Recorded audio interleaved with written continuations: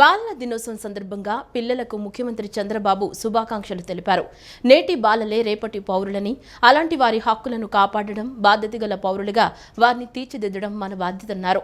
బాలల్ని సక్రమ మార్గంలో నడిచేలా చేస్తే దేశం కూడా అదే బాటలో పయనిస్తుంది అనడంలో సందేహం లేదన్నారు. దేశ తొలి ప్రధాని పండిట్ జవహర్లాల్ నెహ్రూ జయంతి రోజున ఘనంగా బాలల దినోత్సవం జరుపుకుంటూ ఆయనకు నివాళులర్పిస్తూ ఆ బాలల హక్కులను కాపాడేందుకు సంకల్పం చేద్దామన్నారు. సామాజిక ఆర్థిక బలహీనతలు బాలల దరికి చేరకుండా వారికి మంచి భవిష్యత్తును అందిద్దామన్నారు. జగన్ పార్టీకి 38% ఓట్లు వచ్చినా అసెంబ్లీకి వెళ్లనప్పుడు వైసీపీకి కాంగ్రెస్ పార్టీకి పెద్ద తేడా ఏం లేదని పీసీసీ అధ్యక్షురాలు వైఎస్ షర్మిల విమర్శించారు.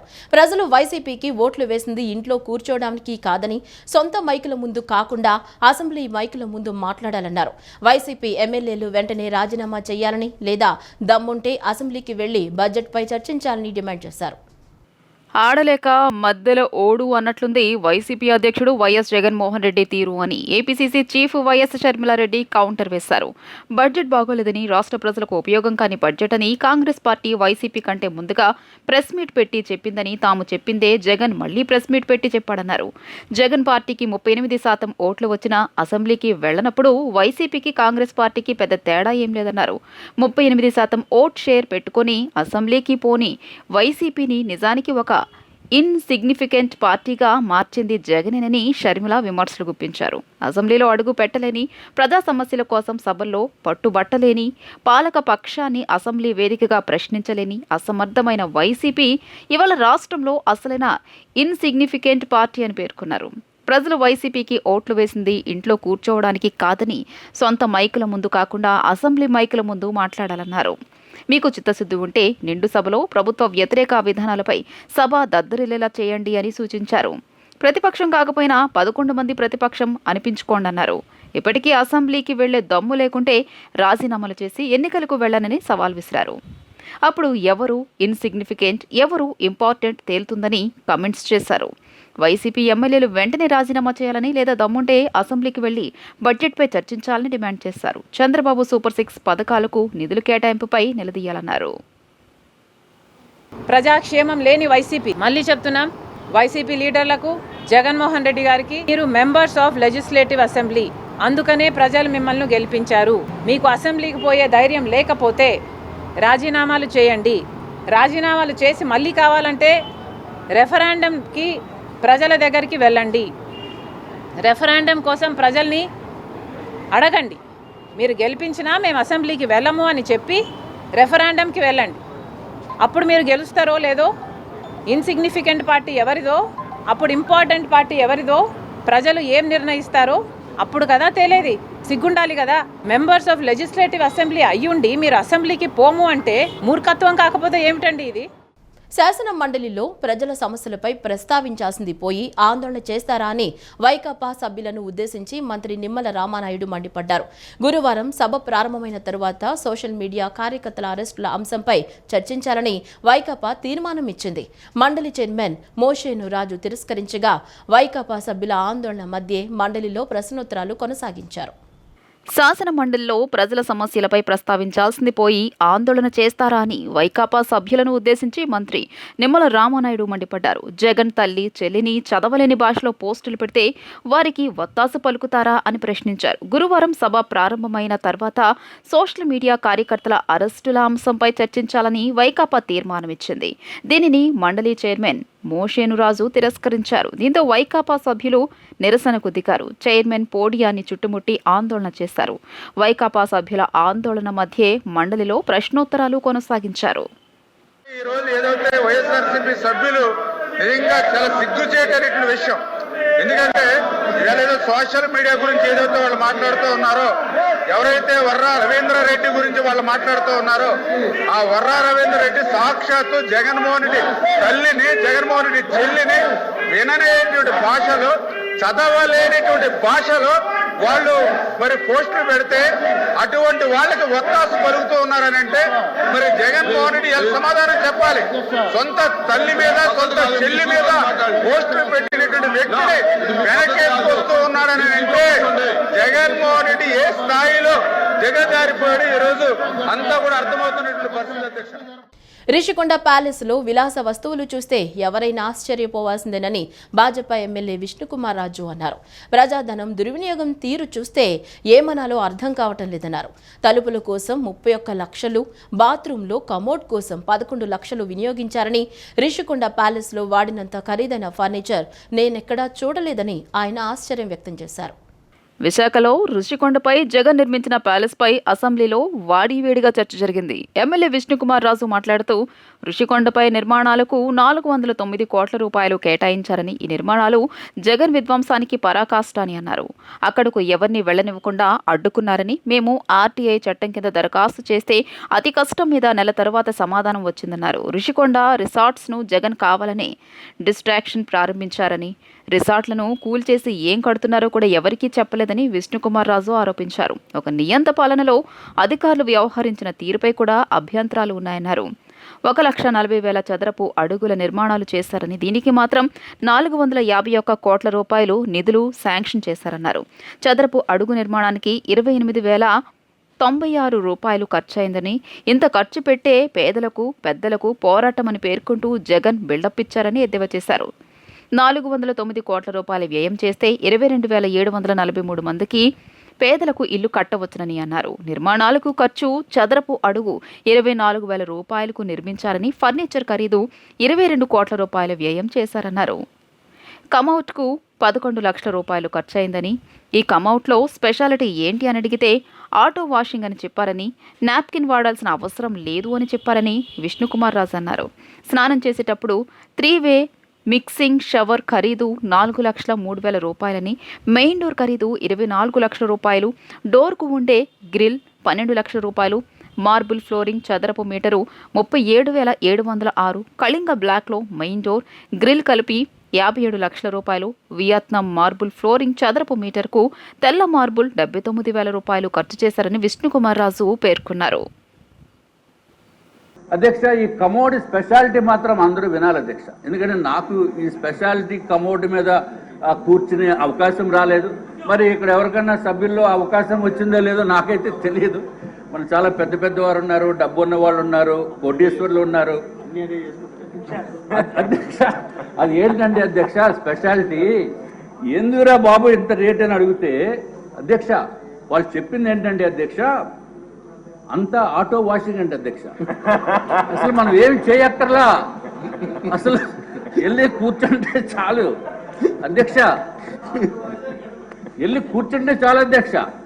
ఆటో వాషింగ్, మనం చేతులు వాడుకోవాల్సిన అవసరం లేదు, లేకపోతే నాప్కిన్స్ వాడవలసిన అవసరం లేదు, టిష్యూ పేపర్ వాడవలసిన అవసరం లేదు, అంతా ఆటోమేటిక్ అధ్యక్ష. ఆర్ట్ ఆఫ్ లివింగ్ వ్యవస్థాపకులు శ్రీ శ్రీ రవిశంకర్ ఈరోజు ఉదయం రాష్ట్ర ఉప ముఖ్యమంత్రి పవన్ కళ్యాణ్ని మంగళగిరిలోని క్యాంపు కార్యాలయంలో మర్యాదపూర్వకంగా కలిశారు. శ్రీ శ్రీ రవిశంకర్ను ఉప ముఖ్యమంత్రి పవన్ కళ్యాణ్ శాలువతో సత్కరించారు. అనంతరం శ్రీ శ్రీ రవిశంకర్ పవన్ కళ్యాణ్ని సత్కరించి ఆశీర్వదించారు. 400 కోట్లు ఖర్చు పెట్టి జగన్ రాజకీయ సమాధి కట్టుకున్నారని ఎమ్మెల్యే రఘురామకృష్ణరాజు విమర్శించారు. మనం నెగిటివ్లో కూడా పాజిటివ్ వెతుక్కోవాలన్నారు. ఈ ప్యాలెస్ కట్టడం వల్లనే జగన్ పతనం ప్రారంభమైందన్నారు. ఈ కట్టడాన్ని మంచి భవనంగా తీర్చిదిద్దాలన్నారు. తప్పుడు పత్రాలతో భూములు ఆక్రమించి నిర్మాణాలు చేపట్టడమే కాక న్యాయ పోరాటం చేస్తున్న భూ యజమానిని అంతమొందించేందుకు ఫైబర్ నెట్ కార్పొరేషన్ మాజీ చైర్మన్ గౌతమ్ రెడ్డి కుట్ర పన్నారని కేసు విచారణలో బయటపడ్డాయని విజయవాడ పోలీస్ కమిషనర్ రాజశేఖర్ బాబు వెల్లడించారు. ఈ కేసులో లభించిన సాంకేతిక ఆధారాలతో నిందితులను తప్పనిసరిగా అరెస్టు చేసి కోర్టులో హాజరుపరుస్తామని స్పష్టం చేశారు. నగర పోలీస్ కమిషనరేట్ కార్యాలయంలో కమిషనర్ రాజశేఖర్ బాబు విలేకరుల సమావేశాన్ని నిర్వహించారు. పోలీస్ కమిషనర్ రాజశేఖర్ బాబు మీడియాతో మాట్లాడుతూ సత్యనారాయణపు శివాలయం వీధిలో నివసిస్తున్న గండూరి ఉమామహేశ్వరరావు శాస్త్రి సత్యనారాయణపురం పోలీస్ స్టేషన్లో చేసిన ఫిర్యాదుపై విచారణ చేపట్టామని తెలియజేశారు. ఫైబర్ నెట్ కార్పొరేషన్ మాజీ చైర్మన్ గౌతమ్ రెడ్డి తప్పుడు పత్రాలు సృష్టించి కోట్ల రూపాయల విలువైన తన ఆస్తిని కబ్జా చేశారని, న్యాయ పోరాటం చేస్తున్న తనపై అక్టోబర్ 31వ తేదీ రాత్రి 9 గంటల సమయంలో అనుచరుల చేత హత్యాయత్నం చేయించారని ఇచ్చిన ఫిర్యాదుపై దర్యాప్తు చేపట్టామని పోలీస్ కమిషనర్ తెలియజేశారు. ఫిర్యాదుదారుడిపై దాడి చేసినట్లు స్థలం ఎదురుగా షాపులో ఉన్న సీసీ కెమెరా రికార్డు అయిన దృశ్యాల ద్వారా జగ్గయ్యపేటకు చెందిన గడ్డం వినోద్, తాలూరి గణేష్, దేవళ్ల వంశీ, ఉప్పుతోళ్ల అశోక్ కుమార్ దాడికి పాల్పడిన వ్యక్తులుగా గుర్తించామని తెలిపారు. వారిని అదుపులోకి తీసుకుని విచారించగా గౌతమ్ రెడ్డి రచించిన పథకం ప్రకారం న్యాయవాదులు అనిల్, పృథ్వీరాజ్, బిట్రా పురుషోత్తం, బండా శ్రీనుల డైరెక్షన్లో వారు దాడికి పాల్పడ్డారని కమిషనర్ తెలియజేశారు. ప్రస్తుతం వీరు పరారీలో ఉన్నారని పట్టుకునేందుకు ప్రత్యేక బృందాలు ఏర్పాటు చేశామని సిపి రాజశేఖర్ బాబు తెలియజేశారు. పునూరు గౌతమ్ రెడ్డిపై 1988 నుండి ఇప్పటి వరకు 42 క్రిమినల్ కేసులు నమోదైనట్లు తెలిపారు. హత్య కేసుపై దర్యాప్తు చేస్తుంటే మరిన్ని విషయాలు వెలుగులోకి వస్తున్నాయని వివరించారు. ఇప్పటికే సేకరించిన ఆధారాలను కోర్టు ముందు ఉంచుతామన్నారు. స్థల యజమానిని హతమార్చడానికి సుపారీ తీసుకున్న విషయంపై దర్యాప్తు చేస్తున్నట్లు పోలీస్ కమిషనర్ స్పష్టం చేశారు. చట్ట వ్యతిరేక కార్యకలాపాలకు పాల్పడితే ఉపేక్షించమని, రౌడీలు ఇష్టారాజ్యంగా వ్యవహరిస్తామంటే వదిలే ప్రసక్తే లేదని పోలీస్ కమిషనర్ రాజశేఖర్ బాబు హెచ్చరించారు. యూట్యూబ్లో కొన్ని పోస్ట్ చేస్తున్నారు, తనకు జరిగిన అన్యాయాన్ని వివరిస్తూ, అదేవిధంగా గౌతమ్ రెడ్డిని దానికి బాధ్యుని చేస్తూ కొన్ని వీడియోస్ వదిలారు. ఆయన తన భూమిని కబ్జా చేశారని, తను నిరుపేద కుటుంబం నుంచి వ్యక్తినని, ఈయన దౌర్జన్యం చేసి లాక్కున్నారని ఈ విధంగా కొన్ని వీడియోస్ పెట్టడం జరిగింది. అయితే దాని మీద ఆల్రెడీ 2017లో ఒక కేసు, అదేవిధంగా 23లో కూడా మున్సిపల్ కార్పొరేషన్లో ఇష్యూ ఉండడం వలన దాని జోలికి మనం పోవట్లేదు. ఏదేమైనప్పటికీ ఈ మోటివ్ సంబంధించి ఆయన ఫిర్యాదు ఇచ్చారు. గౌతమ్ రెడ్డి గారిని A1గా మనం పెట్టి ఒక కేసు నమోదు చేయడం జరిగింది. 6వ తేదీ నమోదు చేయడం జరిగింది. అయితే కొన్ని అస్టానిషింగ్ ఫ్యాక్ట్స్ బయటకు వచ్చాయి. ముఖ్యంగా వాస్తవానికి 31వ తారీఖున రాత్రి 8:49 కూడా నా మీద అటాక్ జరిగిందని చెప్పేసి ఆ ఫిర్యాదులు చెప్పారు. ఏపీ శాసనసభ డిప్యూటీ స్పీకర్గా ఉండి ఎమ్మెల్యే రఘురామకృష్ణరాజు ఎన్నికయ్యారు. ఈ మేరకు స్పీకర్ అయ్యన్న పాత్రుడు ప్రకటించారు. ఈ పదవికి ఒక్క నామినేషన్ దాఖలు కావడంతో రఘురామ ఏకగ్రీవంగా ఎన్నికైనట్లు తెలిపారు. 2019 ఎన్నికల్లో రఘురామ నరసాపురం లోక్సభ స్థానం నుంచి వైకాపా తరపున గెలిచారు. తరువాత కొద్ది రోజుల్లోనే వైకాపా ప్రభుత్వంపై తిరుగుబాటు జెండా ఎగురవేశారు. 2024 ఎన్నికలకు ముందు వైకాపాకు రాజీనామా చేసి తెదేపాలో చేరిన ఆయన ఉండి నుంచి పోటీ చేసి ఎమ్మెల్యేగా ఎన్నికయ్యారు. క్రీడా వికాస్ కేంద్రాలకు గత టీడీపీ ప్రభుత్వం హయాంలో 313 కోట్లు కేటాయించామని మంత్రి మండిపల్లి రాంప్రసాద్ రెడ్డి గుర్తు చేశారు. జగన్మోహన్ రెడ్డి ముఖ్యమంత్రి అయ్యాక కొత్త జీవో పేరిట గత టీడీపీ ప్రభుత్వం కేటాయించిన నిధులు నిలిపివేశారని ఆరోపించారు. శాసనసభ 3వ రోజు అసెంబ్లీ సమావేశాలు కొనసాగుతున్నాయి. సమావేశాల్లో మంత్రి మండిపల్లి రాంప్రసాద్ మాట్లాడుతూ క్రీడా వికాస్ కేంద్రాలకు గత టీడీపీ ప్రభుత్వం హయాంలో 313 కోట్ల రూపాయలు కేటాయించామని గుర్తు చేశారు. విజయనగరంలో క్రీడా మౌలిక సదుపాయాలు, అకాడమీ ఏర్పాటుకు 20 కోట్ల రూపాయలు మంజూరు చేశామన్నారు. జగన్మోహన్ రెడ్డి ముఖ్యమంత్రి అయ్యాక కొత్త జీవో పేరిట గత టీడీపీ ప్రభుత్వం కేటాయించిన నిధులు నిలిపివేశారని ఆరోపించారు. జగన్మోహన్ రెడ్డి రాష్ట్రంలో అన్ని వ్యవస్థలను నాశనం చేశాడని మండిపడ్డారు. క్రీడాకారుల భవిష్యత్తును ప్రశ్నార్థకం చేశారని విమర్శించారు. సీఎం చంద్రబాబు నాయుడు 139.66 కోట్ల రూపాయలు క్రీడలకు కేటాయించారన్నారు. క్రీడా వ్యవస్థను పునర్నిర్మించి అకాడమీలను నిర్మిస్తామని పేర్కొన్నారు. అలాగే క్రీడాకారుల యొక్క భవిష్యత్తును కూడా ప్రశ్నార్థకం చేస్తూ 2019 తర్వాత ఏవైతే క్రీడలకు సంబంధించి వ్యవస్థలు ఉన్నాయో అన్ని కూల్చివేయడం జరిగింది అధ్యక్ష. దానిలో భాగంగానే ఇక్కడ విజయనగరంలో ఉన్న విద్యార్థులను తీసుకొని పోయి కడప స్పోర్ట్స్ స్కూల్లో పెట్టడం జరిగింది అధ్యక్ష.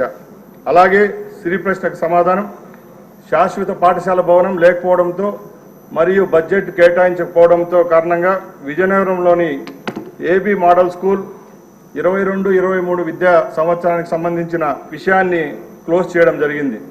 అలాగే ముఖ్యంగా ఒకటే చెప్తున్నాం అధ్యక్ష, గతంలో ఎప్పుడూ లేని విధంగా క్రీడల పట్ల నిర్లక్ష్యం వహించడం జరిగింది. ఈ ప్రభుత్వంలో చంద్రబాబు నాయుడు గారు మొన్న జరిగిన బడ్జెట్లో కూడా 130 కోట్ల రూపాయల క్రీడలపై కేటాయించడం జరిగింది అధ్యక్ష. దానిలో భాగంగానే విజయనగరంకు సంబంధించిన క్రీడా వికాస కేంద్రం ఏదైతే ఉందో దానిలో రేపు జరగబోయే వ్యవస్థలను కూడా పునర్నిర్మించి అక్కడ ఆ కేంద్రాన్ని కూడా ఏర్పాటు చేసే విధంగా రాష్ట్ర ప్రభుత్వం అలాగే శాప్ చర్యలు తీసుకుంటుందని తెలియజేసుకుంటాను అధ్యక్ష. యువత వికాసానికి కూటమి ప్రభుత్వం బంగారు బాటలు వేస్తోందని శాప్ చైర్మన్ రవినాయుడు అన్నారు. అతి త్వరలో 16,347 ఉపాధ్యాయ 6,100 కానిస్టేబుల్ పోస్టులు భర్తీ చేయనున్నట్లు వెల్లడించారు. క్రీడారంగ అభివృద్ధికి కూటమి ప్రభుత్వం 100 కోట్లు కేటాయించిందన్నారు. క్రీడాకారులకు 50% అలవెన్స్ ముందే విడుదల చేశామని తెలిపారు. యువత అభివృద్ధికి కూటమి ప్రభుత్వం బంగారు బాటలు వేస్తుందని శాప్ చైర్మన్ అనిమిని రవినాయుడు అన్నారు. టీడీపీ కేంద్ర కార్యాలయంలో విలేకరుల సమావేశంలో ఆయన మాట్లాడారు. ఐటీ శాఖ మంత్రి లోకేష్ 10 రోజుల అమెరికా పర్యటన వల్ల రాష్ట్రానికి పెట్టుబడులు పరుగులు పెడుతున్నాయన్నారు. 2019-24లో రాష్ట్రంలో యువతకు గ్రహణం పట్టిందని, యువగళంలో ఇచ్చిన హామీ మేరకు లోకేష్ నిరంతరం యువతకు ఉద్యోగ కల్పనే లక్ష్యంగా పనిచేస్తున్నారని చెప్పుకొచ్చారు. అతి త్వరలో 16,347 టీచర్లు, 6,100 కానిస్టేబుల్ పోస్టులను భర్తీ చేయబోతున్నామని, దేశంలో ఎక్కడా లేని విధంగా క్రీడాకారులకు ఉద్యోగాల్లో 3% రిజర్వేషన్ కల్పించిన ఏకైక నాయకుడు చంద్రబాబు అని కొనియాడారు. క్రీడారంగ అభివృద్ధికి 100 కోట్ల రూపాయలు కేటాయించింది కూటమి ప్రభుత్వమే అని వెల్లడించారు. పాఠశాల క్రీడాకారులకు స్పోర్ట్స్ దుస్తులు ముందుగానే పంపిణీ చేసిన ఏకైక విద్యాశాఖ మంత్రి లోకేష్ మాత్రమే అని, క్రీడాకారులకు అలవెన్స్ 50% ముందే విడుదల చేసిన మంత్రి ఎవరైనా ఉన్నారంటే అది మంత్రి లోకేష్ మాత్రమే అని పేర్కొన్నారు. ఈ రాష్ట్ర యువత కోసం, ఎందుకంటే మన రాష్ట్రంలో ఉన్న యువత అన్ని రకాలుగా స్కిల్ ఉన్న యువత. గతంలోనే నారా చంద్రబాబు నాయుడు గారు అనేక సందర్భాల్లో చెప్పింది, మన బిడ్డలు ప్రపంచవ్యాప్తంగా రాణిస్తున్నారు. ప్రపంచవ్యాప్తంగా రాణిస్తున్న బిడ్డల్ని ఎక్కడో వేరే దేశాల్లో పోయి పనిచేసుకునే అవకాశం ఉండకూడదు, అవసరం ఉండకూడదు. ఇక్కడే వాళ్ళకి కానీ అవకాశాలు కల్పించగలిగితే వాళ్ళ భవిష్యత్తు బంగారు బాట అవుతుంది. రాష్ట్రం అభివృద్ధి వైపు నడుస్తుంది.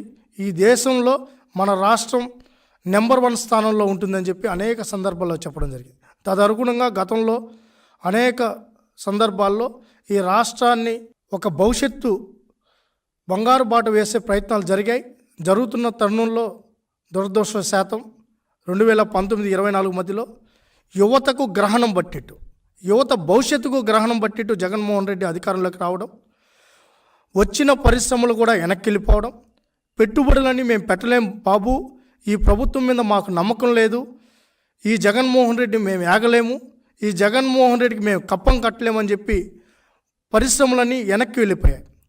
ఈరోజు చంద్రబాబు నాయుడు గారు ముఖ్యమంత్రి అయిన తర్వాత ఆ పరిశ్రమలన్నీ మళ్ళీ రాష్ట్రానికి రావడానికి మొదలుపెట్టాయి. కూటమి ప్రభుత్వం ప్రవేశపెట్టిన బడ్జెట్ నిరాశాజనకంగా ఉందని వైసీపీ ఎమ్మెల్సీ వంక రవీంద్రనాథ్ వ్యాఖ్యానించారు. సూపర్ 6లో ఒక్క గ్యాస్ పథకానికి మాత్రమే నిధులు కేటాయించారని చెప్పుకొచ్చారు. నిరుద్యోగ భృతి ఎప్పుడిస్తారా అని యువత ఎదురు చూస్తున్నారన్నారు. బడ్జెట్పై వైసీపీ ఎమ్మెల్సీ వంక రవీంద్రనాథ్ స్పందించారు. అసెంబ్లీ మీడియా పాయింట్ వద్ద ఆయన మాట్లాడుతూ, బడ్జెట్పై సామాన్యులు ఎంతో ఆశలు పెట్టుకున్నారని, గత ప్రభుత్వం కంటే ఎక్కువగా ఇస్తారేమోనని ప్రజలు నమ్మకం పెట్టుకున్నారని, కానీ బడ్జెట్ నిరాశపరిచిందన్నారు. సూపర్ 6లో ఒక్క గ్యాస్ పథకానికి మాత్రమే నిధులు కేటాయించారని చెప్పుకొచ్చారు. నిరుద్యోగులకు ఏం చేస్తామో చెప్పలేదని, ఉద్యోగ అవకాశాల కోసం యువకులు ఎదురు చూస్తున్నారని అన్నారు. నిరుద్యోగ భృతి ఎప్పుడిస్తారా అని ఎదురు చూస్తున్నారని అన్నారు. మహిళలకు ఉచిత బస్సు పథకం ఎప్పుడు అమలు చేస్తారో చెప్పలేదని, ప్రజల్లో అనేక సందేహాలున్నాయన్నారు. జగన్మోహన్ రెడ్డి 12 లక్షల కోట్లు అప్పులు చేశారని విమర్శలు చేశారని, ఇప్పుడు అన్ని లెక్కలు కలుపుకొని అప్పు 6 లక్షల కోట్లేనని మీరు చెబుతున్నారన్నారు. ప్రజల తరపున అన్ని రకాలుగా పోరాడతామని ఆయన స్పష్టం చేశారు. రాష్ట్ర ప్రభుత్వం గతంలో జగన్మోహన్ రెడ్డి ప్రభుత్వం 12 లక్షల కోట్లు అప్పు చేసిందని ఒకరు, 10 లక్షల కోట్లు అప్పు చేసిన ఒకరు అంటూ వచ్చారు. ఈరోజు మీరే వాస్తవంగా ఇప్పటికీ అన్నీ కలిపి సారా సగటుని అందరితో కలుపుకొని 6 లక్షల చిల్లరని చెప్పి మీరు చెప్తున్నారు. అంటే మీరు వేసుకునే అంచనా మీద అప్పులోనే సగం తగ్గిపోయింది కదా. సగం తగ్గిపోయినప్పుడు మీరు ఈ పథకాలన్నీ చాలా సునాయాసంగా చేసేది ఒక వీలుంది కదా, ఎందుకు ఇంకా మీరు తక్కువడేస్తారు అనేటటువంటి ఆలోచన అందులో మీకు వచ్చింది. మరి మేము ఇక రేపు ఎల్లుండా కూడా సూత్రబద్ధంగా ఈ బడ్జెట్ మీద చర్చిస్తాము, ప్రతి పాయింట్ మీద మాట్లాడతాము. ఏదైతే ప్రజలకు హామీ ఇచ్చారో ఆ హామీని నిర్వర్తించేలాగా వైఎస్ఆర్సీపీ పూర్తిగా ఉంటుంది, ప్రజలకు సపోర్ట్గా ఉంటుంది. ప్రభుత్వాన్ని ప్రతి పాయింట్లోనూ వారికి పూర్తిగా నిలదీసి వారి యొక్క చేసిన ప్రామిస్ని సక్సెస్ అయ్యేలాగా మేము చేస్తామని నేను తెలుసు. ఈ వార్తలు ఇంతటితో సమాప్తం. నమస్కారం.